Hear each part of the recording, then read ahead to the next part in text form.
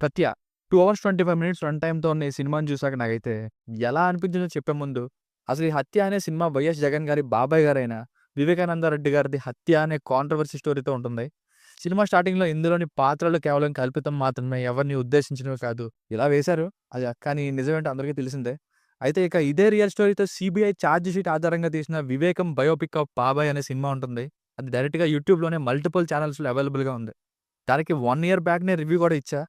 ఆ రివ్యూని డిస్క్రిప్షన్‌లో కూడా ఇస్తున్నా చూడండి.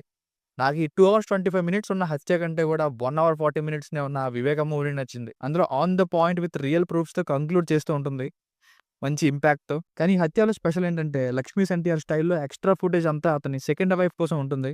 అదొక్కటే స్క్రిప్ట్ పరంగా మెయిన్ డిఫరెన్సు. ఈ 'హత్యలో' మిగతాదంతా కూడా ఎక్కువ ఇన్వెస్టిగేషన్ పార్ట్‌నే ఉంది. కానీ చాలా చోట్ల ల్యాగ్ ఫీల్ వచ్చింది. అందుకే యావరేజ్ మూవీ 'హత్య' అనే ఫీల్స్. బట్ మీరు కానీ ఇంతకంటే బెటర్ వెర్షన్ చూద్దాం అనుకుంటే ఆ 'వివేకమే' చూడండి. లాస్ట్‌కి పాపం అనిపించేలా ఎమోషనల్ అయిపోతాం. బట్ ప్రొడక్షన్ వాల్యూస్ కొంచెం తక్కువ. ఇక ఫ్యామిలీతో చూడొచ్చంటే లాస్ట్‌లో మర్డర్ చేసే సీన్ ఒకటి ఉంటుంది. కొంచెం దారుణంగా ఉంటుంది. అది తప్ప మిగతాదంతా చూడొచ్చు. ప్లస్ పాయింట్స్ విషయానికొస్తే డేరింగ్‌గా తీశారు చూడండి. అది కూడా with point to point clear investigation. ఇలానే జరిగుంటుందేమో, అందుకే వెళ్లి ఇంత టైమ్ స్పెండ్ చేస్తున్నారేమో ఇన్వెస్టిగేషన్‌కి అనేలా ఉంది. అండ్ చాలా ఏజ్ డిఫరెన్స్ ఉన్న సెకండ్ వైఫ్ విషయాన్ని స్పెషల్‌గా సాంగ్‌తో పాటు కొంత టైమ్ స్పెండ్ చేసి చూపించడం. ఇంకా ధన్య బాలకృష్ణ గారి పెర్ఫార్మన్స్, క్లైమాక్స్, కొన్ని ఇన్వెస్టిగేషన్ సీన్స్ ఇవి బాగున్నాయి. మ్యూజిక్ పర్లేదు. కొంతవరకు ఈ సెట్ అయిందనే చెప్పాలి. సినిమాటోగ్రఫీ బాగుంది. ప్రొడక్షన్ వాల్యూస్ బాగున్నాయి. మైనస్ పాయింట్స్ ఏంటంటే క్యారెక్టర్స్ చాలా అన్నీ అంతగా కనెక్ట్ అవ్వవు. మెయిన్ లీడ్ రోల్‌లో రవివర్మ గారి యాక్టింగ్ బాగున్నా గానీ అంతలా సెట్ అవ్వలేదనిపించింది ఆ రోల్‌కి. 'వివేకం' మూవీ చూస్తే ఆ యాక్ట్ చేసిన పర్సన్ ఎగ్జాక్ట్ రిప్లికా ఉంటుంది. అతనేనేమో అనేలా.